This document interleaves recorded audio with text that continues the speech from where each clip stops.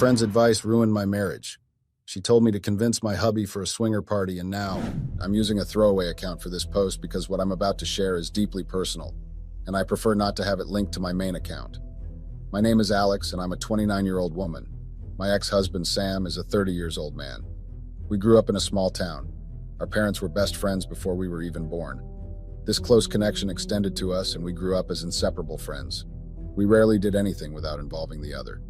And then when we got into high school, we realized our feelings for each other, and we started dating and became high school sweethearts. We dated all the way into college, where we remained devoted to each other until we graduated. And then we finally got married 2 years ago, making each other our first and only romantic experience. That means that we were each other's first. We never really got a chance to experiment or explore with other people. For every single moment in our life, we were each other's first. Initially, being each other's first didn't bother me much. I worked as a sales associate in a clothing store because I enjoyed the flexibility it offered. Shift options, part-time opportunities, and the ability to swap shifts made it a perfect fit for me. Alex, on the other hand, had a career in cybersecurity, and he brought in substantial income. This allowed him to handle the bills while I took care of household responsibilities. I opted for a flexible job because I didn't want to be a stay-at-home wife without children, as I knew I would be bored all alone at home. We had plans for kids in our mid-30s, but I guess that's never happening now. Initially, in the beginning, our marriage was like a fairy tale. We had exciting date nights, an amazing sex life, and Alex was incredibly romantic, always surprising me with flowers, spontaneous dates, and helping with chores. Life seemed perfect. As time went by, however, cracks began to appear in what I once thought was a perfect marriage. Despite all the romantic gestures and the fairy tale moments and everything else, I started feeling suffocated and confined in my relationship with Sam. He had been my friend, my confidant, and the only person I had ever been intimate with. While that was very comforting at first, it gradually turned into a sense of being tied down. I couldn't shake off this feeling of being tied down and restricted. I felt like I was missing out on experiences others seemed to have experienced and loved. I got jealous whenever I heard people talk about their adventures, their freedom to explore different aspects of life. I want to step out of the boundaries that my marriage had set for me. Sam was strictly monogamous, and I knew he wouldn't even listen to the idea of an open relationship or any form of exploring outside our marriage. I respected his opinion, and I believed in monogamy too. But for once, I just wanted to see what it was like to explore. It wasn't about seeking love or emotional connections elsewhere. It was about me satisfying this curiosity, my need to experience something different, even if just for once. This desire started changing into an obsession, and it started occupying my thoughts more and more each day. It wasn't that I didn't love Sam or value what we had. It was simply that I was craving for a taste of something new. As I started feeling more and more confined in my marriage, I couldn't help but feel a bit resentful towards Sam, even though deep down I knew he hadn't really done anything wrong. It was more about my own stupid desires and feeling like I was missing out on something. To keep myself from dwelling on these thoughts or even considering something like cheating or suggesting an open marriage, I tried to stay busy and distract myself. One idea I had was to speed up our plans to have kids, thinking maybe that would give me something else to focus on and fill that void I was feeling. But I hesitated because I knew it was a big decision. Then along came Lily. She was new at work, and I showed her the ropes, but we quickly became more than just co-workers. We hit it off, started having lunch together, exchanged numbers, and before I knew it, she was like my best friend. We hung out outside of work too, sharing all sorts of things, and these all happened in less than a month. We became friends too quickly, but back then I was just happier to have a friend to confide in. I had always been an introvert right from my high school days, so I didn't have many friends that I was very close to. Sam noticed the change in me, and much happier I seemed with Lily in my life. He liked that I had a friend, especially since I hadn't had many close friends before. His support for my friendship with Lily made me feel good, at least at first. But little did I know things were about to take a turn I never expected. As I hung out more with Lily, her carefree and flirtatious nature caught my attention. She seemed to have a knack for flirting with almost anyone we encountered, and it got me thinking, especially since she had a committed relationship but still flirted openly. Eventually, I mustered up the courage to ask her about it. Lily told me she and her partner were in an open relationship. That got me curious, and I shared my own itch for something more than just being with Sam. But I knew Sam was strictly into one-on-one relationships. Then, Lily suggested a swingers party. She explained that since going fully open wasn't possible for us right now, trying something like a swingers party could be a middle ground. We could experiment with swapping partners or even having a threesome just to dip our toes into the world of non-monogamy. Her suggestion left me not only nervous but also fascinated and interested. I went home and started searching up all the info I could get on swingers parties and what they entailed. It sounded very wild and I was into it, but convincing Sam? That felt like trying to move a mountain. I knew suggesting such a thing to Sam would be met with a big no. Convincing him to even consider it seemed like an impossible task. Despite knowing Sam wouldn't be open to the idea of a swingers party, I couldn't shake off the excitement. Lily, on the other hand, was very pushy and persistent. She kept nudging me to talk to Sam about it. At first I brushed it off, but her words stuck with me. She made it sound like I was missing out on something amazing if I didn't at least try to discuss it with Sam. So after a few days of thinking it over, I decided to bring it up with Sam. I was nervous, to say the least. I didn't know how he would react, and I didn't want to ruin what we had. But Lily's encouragement gave me a bit of courage. I thought maybe, just maybe, we could have an open conversation about it. When I finally mustered the courage to bring up the idea of attending a swingers party with Sam, he wasn't thrilled. I poured my heart out, explaining how I felt stifled and suffocated in our marriage and my curiosity about exploring and trying new things. I explained that I wasn't suggesting an open relationship, just a one-time experience at a swingers party. But Sam was adamant it wasn't happening. He made it clear that he wasn't interested in any form of non-monogamous activities. He questioned if I was already cheating on him, to which I honestly replied that I wasn't. I was just curious and wanted to try something new. Sam said he strongly believed that any form of sexual exploration or activity outside of our marriage was unacceptable. Despite all my attempts to explain the concept of consensual non-monogamy and how it wouldn't be cheating, he remained stubborn and refused to budge. He thought it was like cheating even though I kept insisting it wasn't. I was gutted. Sam's a strict monogamist, and that was that. He warned me that if I went ahead without him, it meant divorce. No negotiation. It was a bitter pill to swallow, but I had to drop it. But when I confided in Lily about the conversation, she was convinced that Sam just needed a little nudging and pushing to change his mind. As I followed Lily's advice, things took a turn for the worse. I began subtly pushing Sam, trying to change his mind about the swingers party. My mood plummeted and I was always on edge. I began snapping at Sam for no reason.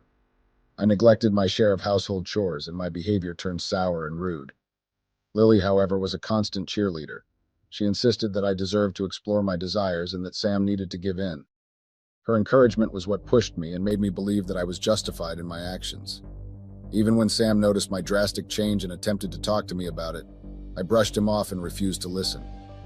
As time went by, things just got worse between us. I kept pushing for something Sam clearly didn't want, and it made everything tense and awkward. Our conversations would always turn into arguments, and even the little moments of peace we had felt strained. It was like walking on eggshells all the time.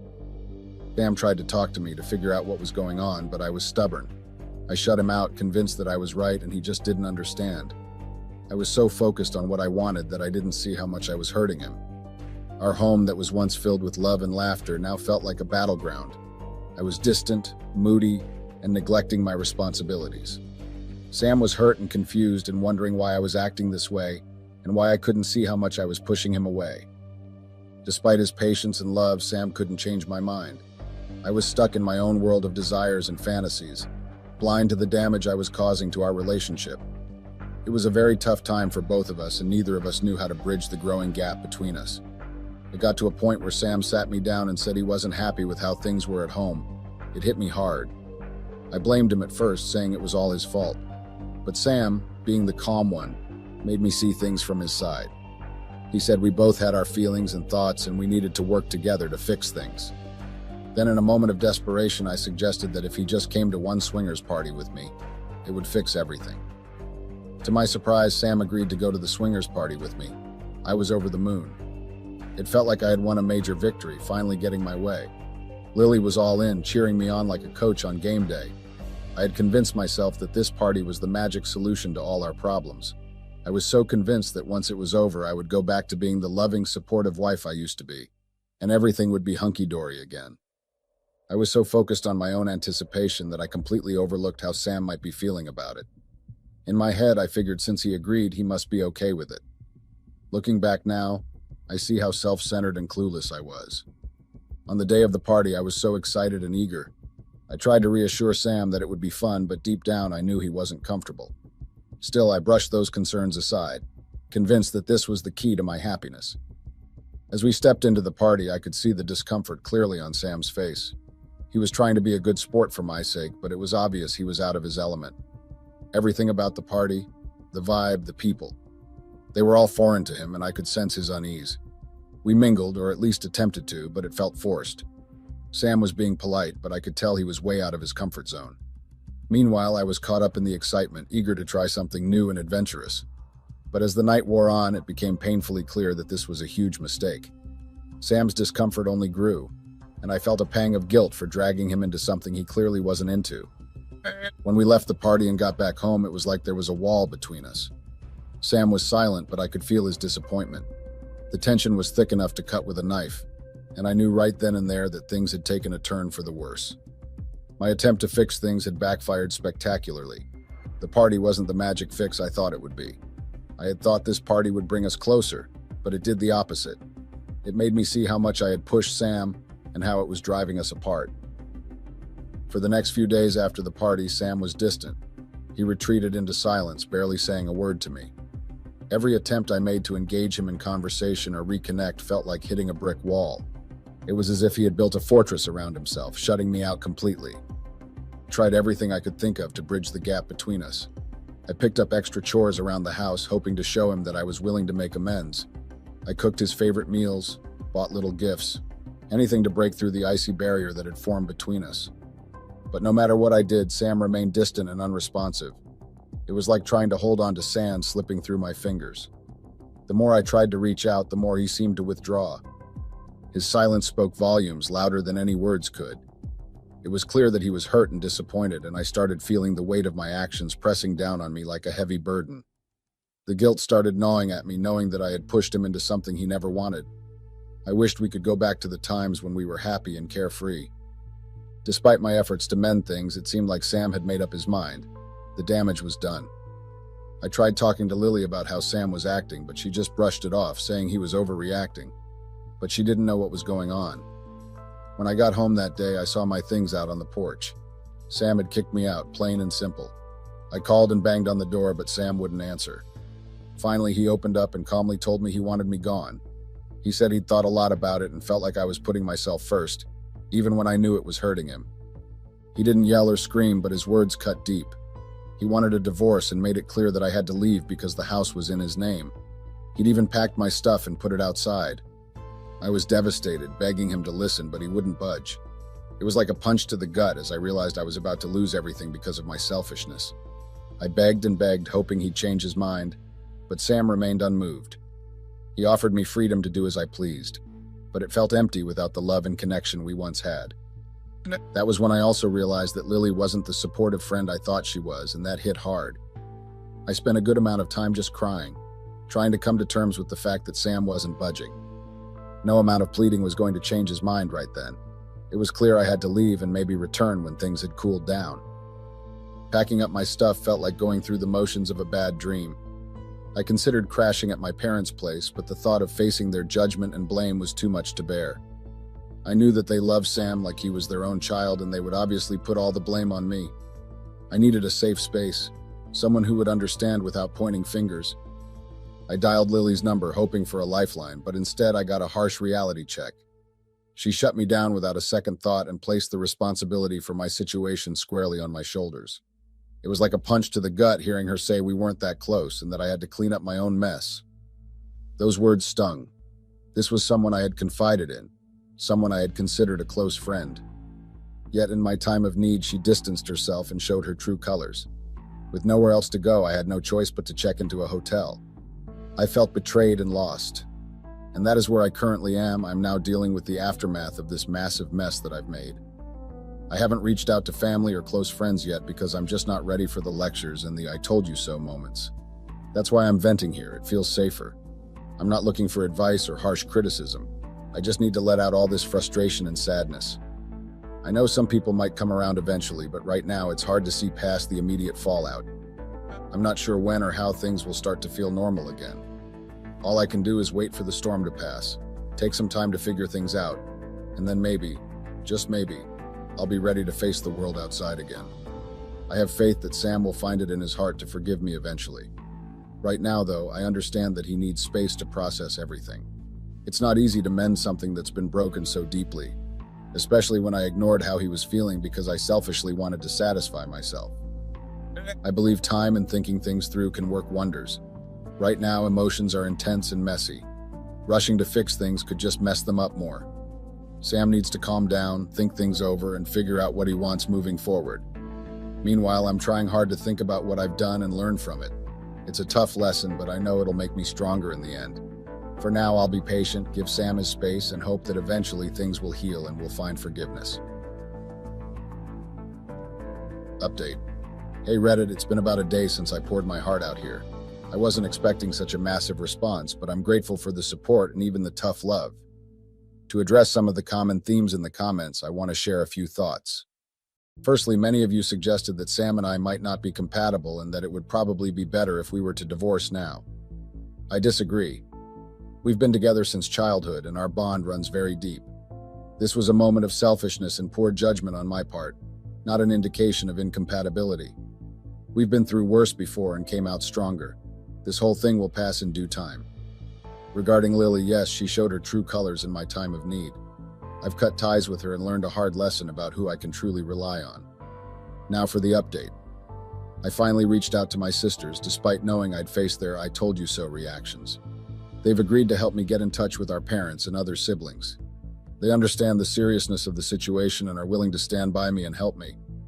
The plan is to talk to our parents, who have a close relationship with Sam's parents. With their influence, we hope they can help me get in touch with either Sam or Sam's parents. Sam respects my parents deeply, and I know that their words would greatly influence his decision-making and could make him forgive me. I'm very hopeful and grateful for the support and advice from this community. It's a very challenging time, but I'm taking steps to make things right. Thank you all. Update. Hey Reddit, things have been tough since my last post. Despite my efforts and my family's support, Sam just couldn't forgive me. Sam refused to budge, at least that's what they're telling me. They said they tried to talk to him, but he told them that he couldn't forgive me. It hit me very hard when my parents said I should pack up and come back home because Sam wasn't going to change his mind. I cried a lot after that phone call. The reality of moving back home is sinking in. It means leaving my job, which isn't easy. My parents live about 2.5 hours away, and I can't make that drive every day. I don't even get paid much at the place where I work, but still, little is better than nothing. Thankfully, my manager is cool about it, and we're not short-staffed, so that's a relief. Still, it's a blow to my income, and I'll have to figure that out once I'm settled. I'm grateful for my parents' help and understanding, even though it's a very tough pill to swallow. It's a humbling experience realizing the consequences of my actions and having to start over. But sometimes you just have to roll with the punches and make the best of a tough situation. Update. Hey Reddit, I'm back with a mini update. Things have taken a legal turn. I just got served, and I guess I'll be heading to court soon. It's nerve-wracking to even think about it, and I could really use some luck. Trying to reach Sam has been disheartening. He's not responding to my messages or calls. Even when I try reaching out through different numbers, he quickly figures it out and hangs up. The comments here haven't been easy either. The criticism and negative comments are really draining me. Well, just dropping this quick update for those following along. Thanks for listening. Update. Hey Reddit, this is likely my final update here. Just wanted to touch base with everyone who's been following along from the start. It's been quite a journey. The divorce process was surprisingly straightforward. I had already signed the papers Sam sent over, so there wasn't much of a struggle. With only 2 years of marriage and no children or shared property, there were fewer complications. The house was in Sam's name, so that was something I couldn't take, and honestly, I didn't want to prolong the process. It's been a painful experience, especially with the silence from Lily. I had hoped she would reach out or at least check on me, but that didn't happen. Job hunting hasn't been as smooth as my parents made it sound. It's a competitive market, but I'm staying optimistic that I'll land something soon. The comments here have been a mixed bag, but I appreciate the support and understanding from those who have been kind. This will likely be my last update, so thank you all for listening and being part of this journey with me. Hi there, my name is Tanya, and I'm a 40-year-old woman who is trying to figure out why my husband of 15 years decided to leave me, and get this, he left with my 3 kids just like that. I mean, sure, I may or may not have done something wrong, but in my defense, I was drunk and just wanted to relieve myself of all the stress that came with having a family with kids. How was I supposed to know that I would end up doing what I did that night and then get back to an empty house? I mean, this man literally took my kids with him. Can you imagine? Okay, okay. I know I'm talking a lot and you guys can't really understand what I'm saying, but I'm just so angry I could kick a cow. Let me give you guys a little info about myself and my husband of 15 years, who decided that he would rather leave with my kids than stay and talk to me about what had happened that night. I mean, who does he think he is?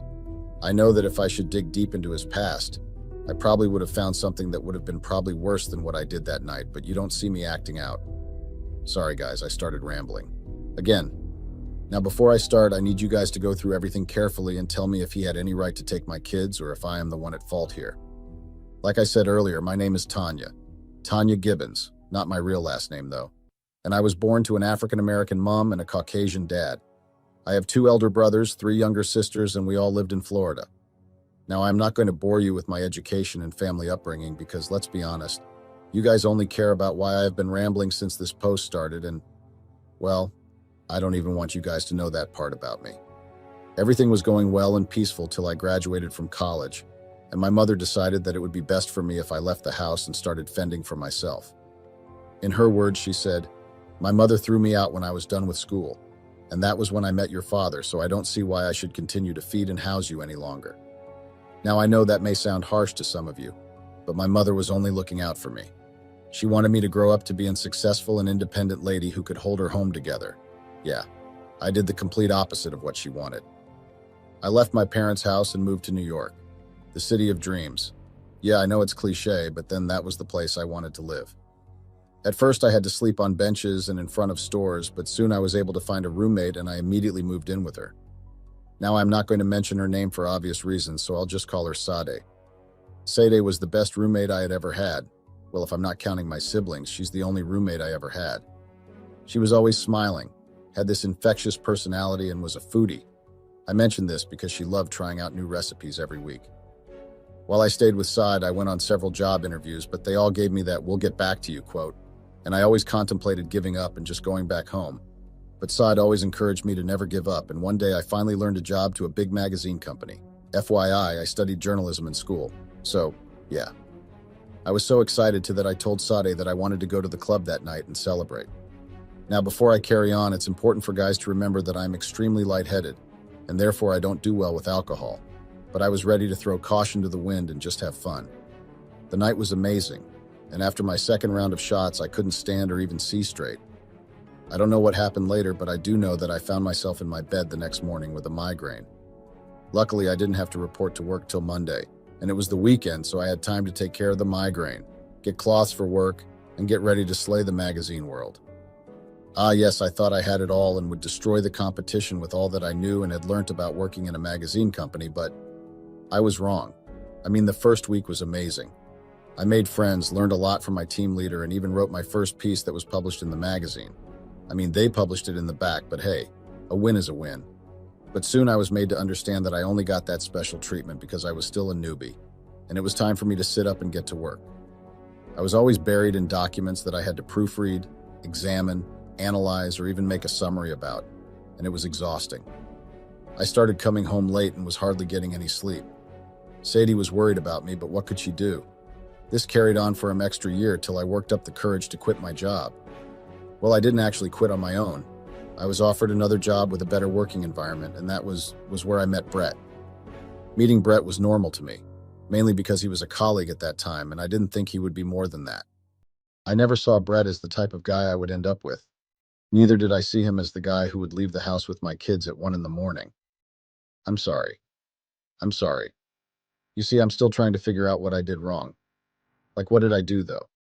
It was only a mistake. A small mistake that was somehow seen by people, but then again, who hasn't messed up once or twice in their lives? Who? You see, we all have made mistakes, but apparently my sin seems to be the greatest of all sins. I mean, come on. Anyway, like I was saying, I met Brett at my new job, and to be honest, I hated him the moment I was introduced to him as my colleague. Call me petty or whatever you may like, but I just felt he tried too hard to please the boss. Well, he didn't actually.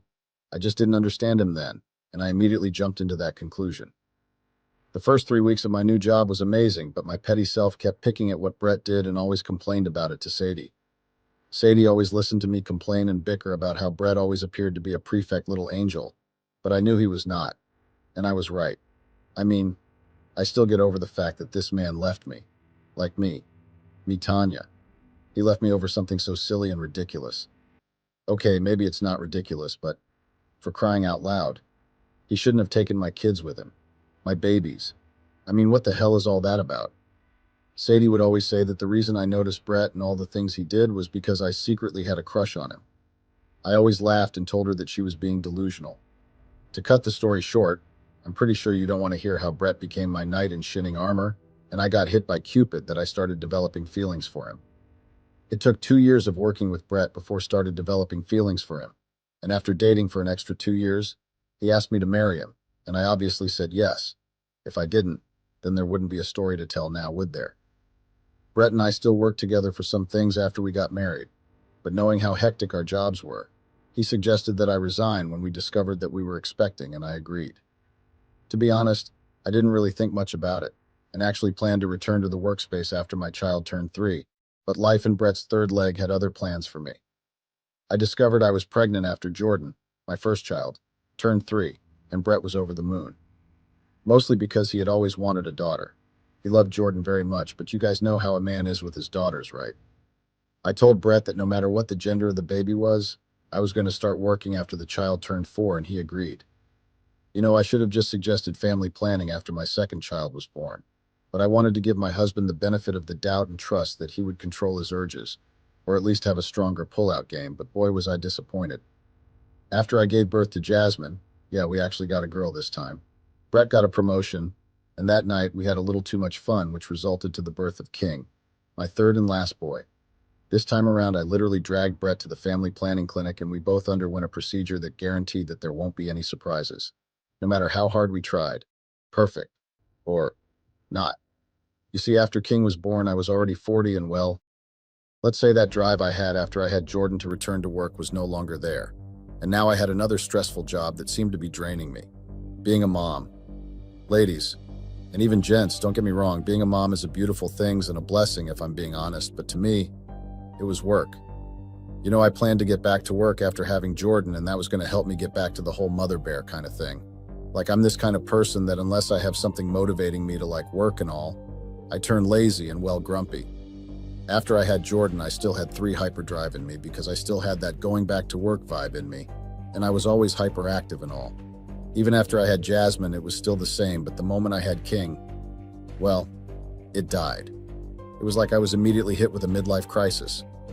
Again, don't get me wrong, I love my guys and I still do. If you want to know and see if I still have that strength to fight, try touching one of my babies. I will send you to meet Hades before you blink an eye.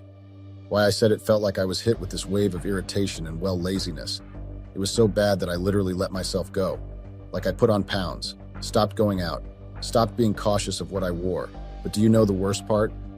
Brett still found me attractive enough to want to do it. Okay, so it's not a bad thing, but come on now. I mean, that little encouragement to hit the gym or, look good wouldn't kill him, but he never said anything. It always annoyed life out of me. Now that you have a clue about me and my marriage to Brett, let's go to what had been my breaking point. That day I was in the kitchen feeding King his breakfast when the doorbell rung. I dropped the spoon on the counter and went to open the door. Now imagine my absolute supri and delight to see my old college friends. Now these people were the reason I actually had a social life while I was in school back then. And to be honest, I've really missed them. My friends Lisa, Jessica, and Star all gave me a really tight and bone-crushing hugs the moment they came in. "Hey Tanya, how have you been?" Lisa asked me, but this wasn't your typical question, and she didn't want the normal "I'm fine" answer because I could tell from the way she looked at me, from my messy hair to my stained shirt down to my toenails, that she expected a long and detailed reply. "Girls, grab a seat while I make you guys some margaritas. We have a lot to talk about," I say while going back into kitchen to pick up King and prepare some margaritas. I was able to get King to take his nap before I laid him in his room. I was really thankful because I did not know how I was going to carry him around while I was with my friends. Now I had finished making Thai drinks and served them to my friends before I told them everything. And I mean, everything. Including the part where I was tired of being a full-time and wish I could just take a break. Now it's important to note that these ladies had never had a steady relationship with any guy, and me telling them that I needed to let loose was like me taking the ring off a grenade and holding it. Like I was waiting for it to explode, but how was I supposed to know? I loved my girls and I was only being honest with them. I now know that it was a big mistake. Brett, if you're reading this, I hope you got the part about all of it being a big mistake, because when I went to meet your mama and ask about my babies, she had a lot to say to me, but I ignored her because I was only interested in getting my babies back. Brett, bring back my kids. Come, back and give me my kids. Okay, back to the story. Now, Star was the youngest of the three and also the craziest one in the group. The moment she finished listening to my story, she said that all I needed was a proper girls' night out. No husband, no kids, just me, them, booze and liquor. I smiled at that and told her that I couldn't do it because I was now a married woman and my kids were my responsibility. She just laughed and told me, "You'll come around soon." After that, we talked all about the adventures we had in college, and soon it was time for them to leave. So they bade me farewell and left, but not before each of them had saved their contacts in my phone. When Brett came home from work that day, I told him about their visit and also their suggestion. Guess what he told me? He said that they were right, and that I needed some time off from all the hustle and bustle of the house. When I tried to object, did you guys see the keyword? Object? Brett, again, if you're reading this, then you would remember that night that we first talked about this. I told you that I didn't feel okay, but did you? Listen to me? You did not. He suggested that I go out on Friday night while he stayed home with the kids, and if I don't like it, then I don't have to do it again. You see, I was not in support of it initially, but somehow because I got a little carried away, I am the one being punished. Like, what the heck? That Friday night, I went out with the girls and I actually had fun, but I still thought about my kids from time to time. We danced and laughed and well drank, but not too much. It was really fun, and I told Brett about everything. Now, for context, Brett doesn't know that I am lightheaded, and since he's not much of a drinker, he never found out all the while we dated, so when he suggested I try it again, I should have known that something was going to go wrong, and I mean horribly wrong. That day started off like any other day with the stress of housework. I had informed my girls that we would be heading out later that night, and they said that they had a surprise for me. I couldn't understand what they meant or even guess it, so I just left the topic. After Brett got home that night, I dressed up and left to meet my girls. Now they had picked an exclusive club that had a literal bouncer at the door. Now, to get into that place, you either had to be someone really famous or have some connections with the owners of the club. And let's be honest, I had none of them, but Star had some connections, so she had gotten our names on the guest list. Now I would be lying if I said that I did not enjoy myself, because I did. I really had fun, and for the first time I didn't think about the house, the kids, or Brett. I really wanted to let loose tonight and just have the time of my life. Now the night had been going smoothly and well. In all my excitement, I had done several shots. Not one, not two, not three, several. And drank a lot of margaritas. And I completely lost control of what I said and did. My friends were no better because no one tried to stop me or hold me back. I can't even remember the number of people that I had danced with that night. It really was getting intense, but the next thing I did really took the crown of the most stupid thing I had ever done before. Even as I sit here and type this, I still blame Brett for letting me go out that night. I mean, why couldn't he tell me that I needed to take care of my family? Like, sure, you would say that he was being a supportive and wonderful husband, blah, blah, blah, blah. What else is new? That still did not make what he did to me okay. Now here is where things got ugly. Remember I said that this was an exclusive club and all that? Yeah, so this club had rooms that were given to special guests to do their private business. Now I did not know about this, and to be fair, I wasn't in full control of myself that night, so I did not think my next move through. After I had danced with the 6th or 10th guy that night, I needed to lie down somewhere, so I stumbled to where the rooms were located. Don't ask me how I found them. Heck, even I don't know how I managed to get there. There were a lot of rooms there, but the first 4 I tried were locked. I was almost giving up when the door of the 5th room clicked open and I heard a guy's voice. Now there's something else I forgot to mention. When I get *T T-faced, my sex drive increases, and that night was no exception. Like I said, I opened the door and walked in like I owned the place. The room was spacious but had red lights on. There was a single bed and a chair there along with a table. I then saw a guy sitting there looking at me like I just came from another planet. And well, to be fair, I was inside his room. "Who are you and what do you want?" He asked me in this low and raspy voice that made my drunk insides tingle. I didn't answer him. I just walked up to him and sat down opposite him. I stared at him for a while before smiling and saying, "You're so pretty. Can I have you?"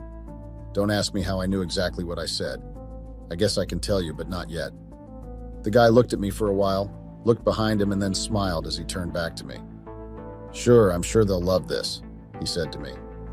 Now I didn't quite understand what he meant, but then again I was drunk, so... yeah. After hearing his words of confirmation, I slowly got up, still staggering and trying to find balance. I made my way to him and kissed him. It was a long but sloppy kiss that he seemed to be enjoying. Yuck. Knowing what I know now, I can't say I'm surprised anymore. If only I stopped at the kiss. But oh no. Drunk Tanya was a beast when she was awoken. I took control of everything and the guy just let me take control. I don't know how long it was, but when my friends eventually found me, I had climaxed. Twice, and the guy, according to what Star told me, looked so spent they could swear he was dead, but he wasn't. Thank goodness. After all that, we took an Uber home because none of us was in the right frame to drive. I got home around 3 in the morning and the house was quiet. I ended up sleeping on the couch because I couldn't reach the bedroom. The next day, I woke up with the worst hangover known to mankind, but Brett made something for me to drink, and by the end of the day, I was feeling better. At night, Brett asked me how my night was, and I told him that it was all a blur, which wasn't a lie because I couldn't remember anything about that night, and he simply said, "Okay, that snake, that wolf in sheep's clothing couldn't even look me in the face and confront me." Can you imagine? I went to bed around 12:47 a.m. that night, and I was awoken by a car driving off a few minutes later.